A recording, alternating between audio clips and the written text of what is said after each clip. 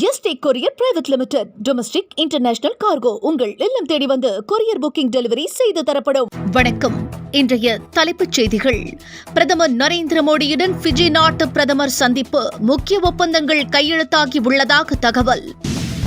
ஊழல் குற்றச்சாட்டுக்கு ஆளான தமிழக அமைச்சர்கள் ஏன் ராஜினாமா செய்யவில்லை? அமித்ஷா காட்டமான கேள்வி. பதவி பறிப்பு மசோதாவை இதற்காகத்தான் எதிர்க்கிறார்களா எனவும் சாடல். ஆணவ தாக்குதல் காரணமாக மரணமடைந்த கவினின் பெற்றோர் முதலமைச்சர் மு.க.ஸ்டாலினை சந்தித்து பேசினர். குற்றவாளிகள் அனைவரையும் கைது செய்ய வேண்டும் என்று வலியுறுத்தல். கடலூரில் மனித உரிமை மீட்பு மாநாடு 2ஆம் தேதி நடைபெறும் என்று பிரேமலதா அறிவிப்பு. தேர்தல் பணிகள் உள்ளிட்டவை குறித்து ஆலோசிக்க முடிவு. ஆம்புலன்ஸ் மீது நடத்தப்பட்ட தாக்குதலுக்கு OPS தான் காரணம் என்று திமுக மருத்துவரணி செயலாளர் எழிலன் குற்றச்சாட்டு. இனி விரிவான செய்திகள். பிரதமர் நரேந்திர மோடியை பிஜி பிரதமர் சிட்டிவேனி இன்று சந்தித்து பேசினார். 2 நாள் பயணமாக வந்துள்ளவர் டெல்லியில் உள்ள ஹைதராபாத் இல்லத்தில் பிரதமர் மோடியை சந்தித்துள்ளார். இந்த சந்திப்பை தொடர்ந்து 3 முக்கிய ஒப்பந்தங்கள் கையெழுத்தாகும் என்று தெரிகிறது. டெல்லியில் உள்ள உலக விவரங்களுக்கான இந்திய கவுன்சில் அமைதி பெருங்கடல் என்ற தலைப்பிலும் அவர் உரையாற்றுகிறார். திருச்சியில் 108 ஆம்புலன்ஸ் மீது தாக்குதல் நடத்திய அதிமுக நிர்வாகிகள் உட்பட 14 பேர் மீது வழக்கு பதிவு செய்யப்பட்டுள்ளது. திருச்சி துறையூரில் EPS பிரச்சாரம் செய்து கொண்டிருந்தபோது ஆம்புலன்ஸ் வாகனம் ஒன்று வந்தது. அதை அதிமுகவினர் தாக்கியதாக புகார் எழுந்தது. இது தொடர்பான வீடியோ சமூக வலைதளங்களில் வைரலானது. இந்த நிலையில் அதிமுக நிர்வாகிகள் உள்ளிட்ட 14 பேர் மீது வன்முறை சுதந்திர நடமாட்டத்தை தடுப்பது, ஆபாசமாக பேசுவது உள்ளிட்ட 5 பிரிவுகளில் வழக்கு பதிவு செய்யப்பட்டுள்ளது. ஊழலில் சிக்கிய தமிழக அமைச்சர்கள் ஏன் ராஜினாமா செய்யவில்லை என்று அமித்ஷா காட்டமாக கேட்டுள்ளார். 30 நாள் சிறையில் இருந்தால் பிரதமர் முதல் அமைச்சர்கள் பதவி பறிக்கும் மசோதா நிறைவேற்றப்பட்டுள்ளது. இதற்கு எதிர்க்கட்சிகள் கடும் கண்டனம் தெரிவித்து வருகின்றன.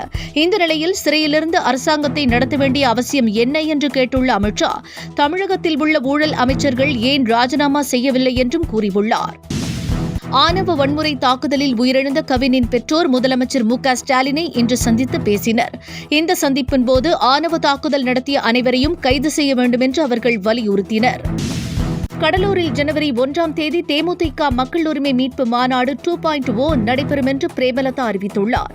இந்த மாநாட்டில் 2026 தேர்தலுக்கான கூட்டணி, தேர்தல் பணி உள்ளிட்ட பல்வேறு விவரங்கள் குறித்து முக்கிய அறிவிப்புகள் வெளியாகியுள்ளது. இந்த மாநாட்டில் தேமுதிக நிர்வாகிகளும் பொதுமக்களும் கலந்து கொள்ள வேண்டும் என்று பிரேமலதா வேண்டுகோள் விடுத்துள்ளார்.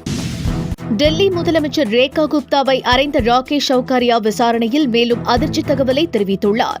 முதலமைச்சர் ரேகா குப்தாவை கத்தியால் தாக்க திட்டமிட்டிருந்ததாகவும், ஆனால் பாதுகாப்பு ஏற்பாடு காரணமாக அவரை அறைந்ததாகவும் அவர் தெரிவித்துள்ளார்.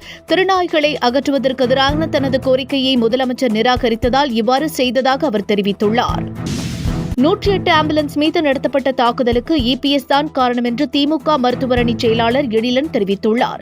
முதலமைச்சராக இருந்த ஒருவர் ஆம்புலன்ஸ் ஓட்டுநர் மீது காழ்ப்புணர்ச்சியை காட்டுவது எந்த வகையில் நியாயம் என்றும் அவர் கேட்டுள்ளார். EPS பிரச்சார கூட்டத்தில் பங்கேற்க வந்தவர்களுக்கு மயக்கம் ஏற்பட்டதால் தான் ஆம்புலன்ஸ் வந்ததாகவும் எழிலன் கூறியுள்ளார். ஆகஸ்ட் 28ஆம் தேதி அனைத்து பள்ளிகளிலும் வேளாண்மை குழு கூட்டம் நடத்த வேண்டும் என்று பள்ளிக்கல்வித்துறை உத்தரவிட்டுள்ளது. பள்ளிகளிலிருந்து 100 கிலோமீட்டர் தொலைவுக்கு புகையிலை உட்பட்ட பொருட்களை விற்பனை செய்யாமல் இருப்பதை உறுதி செய்ய வேண்டும் என்று அறிவுறுத்தப்பட்டுள்ளது. மீறி விற்றால் காவல்துறைக்கு புகார் அளிக்குமாறு தெரிவிக்கப்பட்டுள்ளது. தாவேகா மாநாட்டில் விஜய் எடுத்த செல்ஃபி வீடியோ தற்பொழுது சாதனை படைத்துள்ளது. இதுவரை 10 கோடி பேர் பார்த்துள்ளனர். 1 கோடி லைக்ஸ் பெற்றுள்ளது. எப்போதும் விஜயின் படப்பிடிப்பு, டீசர், ட்ரெய்லர் வியூஸ் சாதனை படைக்கும். இந்த நிலையில் தற்பொழுது மாநாட்டு வீடியோவும் 100 கோடி வியூஸை தாண்டியுள்ளது. கிணத்துக்கடவு அரசு பள்ளி ஆசிரியர்கள் தவறான முறையில் நடந்து கொள்வதாக மாணவிகள் குற்றம் சாட்டியுள்ள நிலையில், அப்பா என்ற பட்டத்தை உரிமை கொண்டாடும் முதலமைச்சர் மு.க.ஸ்டாலின் என்ன பதில் சொல்லப் போகிறார் என்று நயினார் நாகேந்திரன் கேள்வி எழுப்பியுள்ளார். மாணவிகளின் பாதுகாப்புக்கு அவர் நடவடிக்கை எடுப்பாரா என்றும் கேட்டுள்ளார். ஏழை எளிய மாணவ மாணவிகளின் பாதுகாப்பை கை கழுவுவதுதான் பள்ளிக் கல்வித்துறையில் பொற்காலமா என்றும் நயினார் நாகேந்திரன் சாடியுள்ளார். இத்துடன் 5 மணி செய்திகள் நிறைவு பெறுகின்றன. மீண்டும் செய்திகள் இரவு 10 மணிக்கு. வணக்கம். என்றும் உங்களுடன் மை இந்தியா. முக்கிய செய்திகளை உடனுக்குடன் தெரிந்து கொள்ள சப்ஸ்கிரைப் பண்ணுங்க, பெல் பட்டனை பிரஸ் பண்ணுங்க. என்றும் உங்களுடன் my India. Yesterday courier private limited. Domestic international cargo உங்கள் இல்லம் தேடி வந்து கொரியர் புக்கிங் டெலிவரி செய்து தரப்படும்.